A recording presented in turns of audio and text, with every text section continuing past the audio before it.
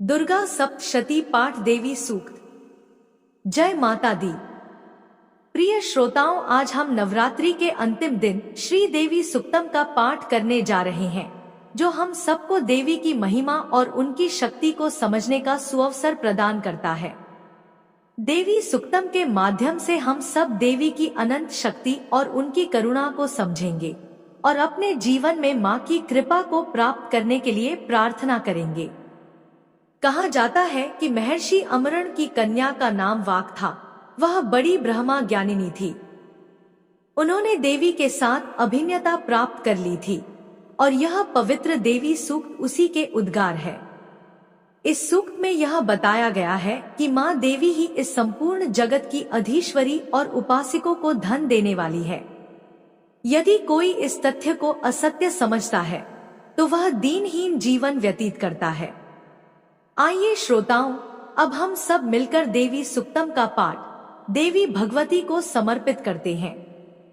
देवी को नमस्कार है, महादेवी शिवा को सर्वदा नमस्कार है, प्रकृति एवं भद्रा को प्रणाम है, जगदम्बा को नियम पूर्वक नमस्कार है, रौद्रा को नमस्कार है, नित्या, गौरी एवं धात्री को बारंबार नमस्कार है, ज्योत्स्नामी, चंद्र रूपिणी एवं सुख स्वरूपा देवी को सतत प्रणाम है, शरणागतों का कल्याण करने वाली वृद्धि एवं सिद्धि रूपा देवी को बारंबार नमस्कार है, नैऋति, राक्षसों की लक्ष्मी, राजाओं की लक्ष्मी तथा शर्वाणी, शिव पत्नी स्वरूपा जगदम्बा को बारंबार नमस्कार है, दुर्गा, दुर्गपारा, दुर्गम संकट से बाहर निकलने वाली, सारा, सबकी आधारभूत, सर्वकारिणी, ख्याति, कृष्णा और धूमरा देवी को सर्वदा नमस्कार है, अत्यंत सौम्य तथा अत्यंत रौद्र रूपा देवी को मैं नमस्कार करता हूँ।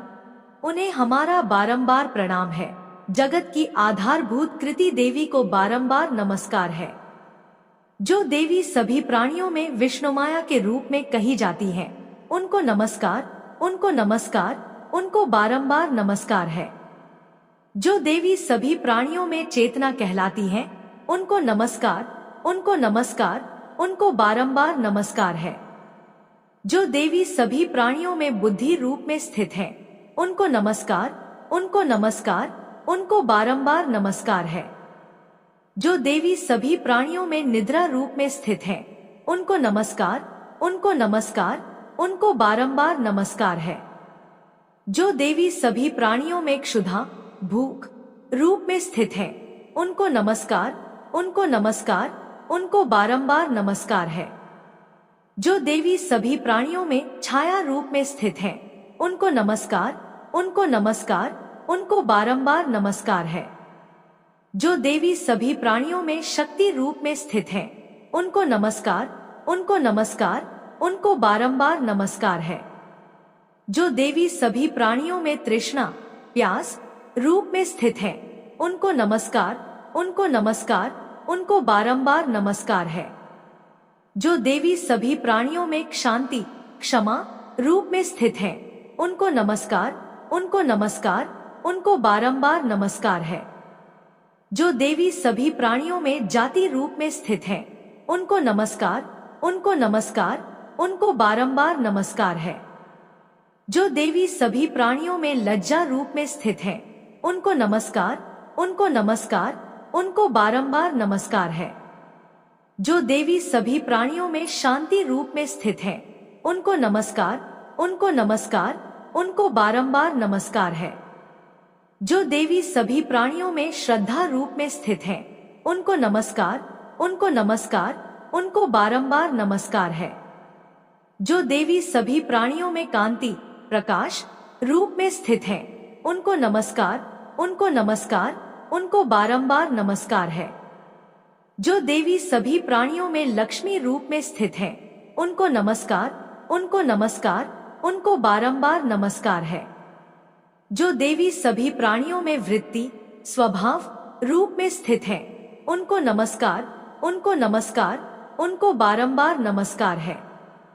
जो देवी सभी प्राणियों में स्मृति रूप में स्थित है, उनको नमस्कार, उन्हें नमस्कार, उनको बारंबार नमस्कार है।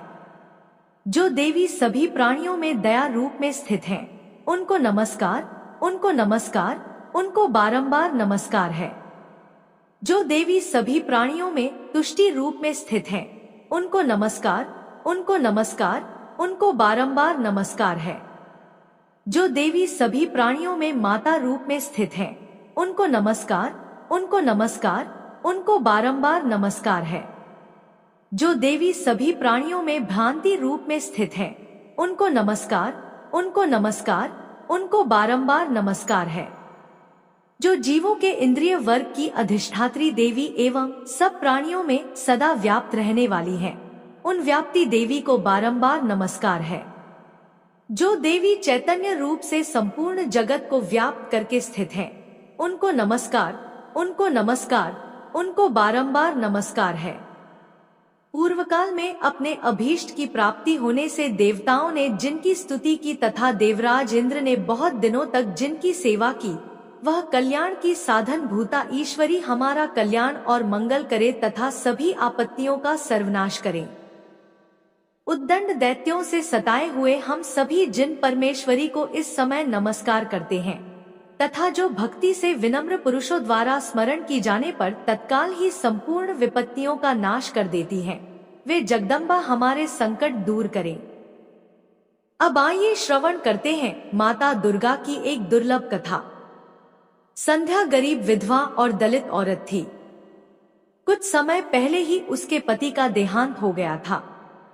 वह अकेले ही अपनी बेटी माधवी का पालन पोषण कर रही थी। संध्या गांव के लोगों के घरों में झाड़ू लगाने का काम करती थी। वह मां दुर्गा की बहुत बड़ी भक्त भी थी। दलित होने के कारण उसे मंदिर में प्रवेश करना मना था। मां दुर्गा में अगाध श्रद्धा होने के कारण वह गांव के दुर्गा मंदिर के आगे भी साफ सफाई का काम करती थी। कुछ ही दिनों में नवरात्रि शुरू होने वाली थी। एक दिन उसकी बेटी माधवी बोली, मां, इस बार नवरात्र में मैं भी पूजा करूंगी और मां दुर्गा का व्रत रखूंगी। संध्या बोली, बेटी, नवरात्रों के व्रत बहुत कठिन होते हैं, क्या तू इस व्रत को ठीक से कर पाएगी? माधवी बोली, हाँ, मैंने सोच लिया है मां, मैं करूंगी। तो संध्या ने कहा, ठीक है, मैं भी तेरे साथ इस बार व्रत रखूंगी। इस तरह दोनों मां बेटी ने व्रत करने की तैयारी शुरू कर दी। संध्या ने इधर उधर से कुछ पैसों का इंतजाम किया। उसके बाद पूजा का सामान खरीदा। आज नवरात्रि का पहला दिन था। संध्या ने माधवी से पूछा, तुझे भूख तो नहीं लगी है? माधवी ने हंसते हुए कहा, लगी तो है पर थोड़ी थोड़ी। दोनों माँ बेटी माँ दुर्गा को फूल अर्पित करने के लिए मंदिर जाती हैं। इन फूलों के सिवाय माँ दुर्गा को अर्पण करने के लिए उनके पास कुछ नहीं था। मंदिर में प्रवेश करने पर पुजारी मंदिर के द्वार पर ही रोक कर बोला कि तुम माँ बेटी कहाँ अंदर जा रही हो? तुम्हें पता नहीं है कि तुम्हारी जाति वालों का मंदिर में जाना मना है? संध्या बोली, पुजारी जी, दुर्गा माता के लिए तो अपने सभी बच्चे एक समान होते हैं, फिर माता के मंदिर में आप हमारे साथ ऐसा भेदभाव क्यों कर रहे हैं? हमारा ही प्रवेश मंदिर में वर्जित क्यों है? पुजारी बोला, हमारी बराबरी करने वाली तुम होती कौन हो? सदियों पुरानी रीत बदलने वाली तुम अपनी जात कैसे भूल गई? संध्या बोली, पुजारी जी, मेरी बेटी ने आज नवरात्र का व्रत रखा है। कृपया मेरी बेटी को मां दुर्गा के दर्शन करके फूल चढ़ाने दीजिए। पुजारी बोला, अब तुम अपनी बेटी के मोह में हमारा धर्म भ्रष्ट करोगी, चुपचाप यहाँ से निकल जाओ। इसके बाद पुजारी ने लोगों से कहा, देखो भाइयों, यह अछूत औरत होकर मंदिर में मां दुर्गा के दर्शन करने आ गई है। इसे यहाँ से भगाओ, नहीं तो यह देवी माँ के मंदिर को भ्रष्ट कर देगी। पुजारी की बात मानकर बाहर खड़े लोग उन्हें भगा देते हैं, लेकिन इसी बीच उन सब से नजर बचाकर माधवी चुपचाप मंदिर के द्वार से ही माँ दुर्गा को फूल चढ़ा देती है। माँ दुर्गा के दर्शन न होने के कारण माँ बेटी भारी मन से वापस लौट आते हैं। अगली सुबह जब पुजारी मंदिर के द्वार खोलता है तो यह देखकर हैरान हो जाता है कि कल के चढ़ाए सारे फूल मुरझा गए हैं, लेकिन द्वार के पास पड़े फूल अभी भी ताजे हैं। यह देखकर पंडित जी आश्चर्य में पड़ जाता है। वह सोचते हैं कि मंदिर तो मैंने अभी अभी खोला है, यह कल के चढ़ाए हुए फूल किस भक्त के हैं जिनमें अभी भी ताजगी बाकी है। थोड़ी देर में यह बात सारे गांव में फैल जाती है। सभी अपने आप को माता का भक्त साबित करना शुरू कर देते हैं। सभी एक दूसरे को बता रहे थे कि फूल उनके द्वारा चढ़ाए गए हैं। इन सबसे बेख पर संध्या और माधवी दोनों सच्चे मन से माता की भक्ति में मगन थी। इसी तरह दिन बीतते गए और महाअष्टमी आ गई।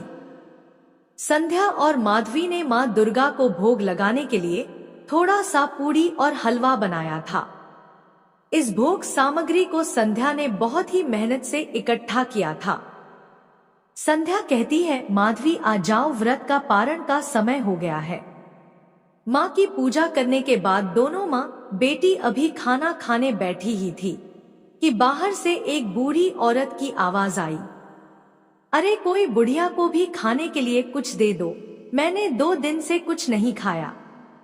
माधवी और उसकी माँ बाहर देखती है कि घर के बाहर एक बेहद कमजोर और बूढ़ी औरत एक लाठी का सहारा लेकर खड़ी थी।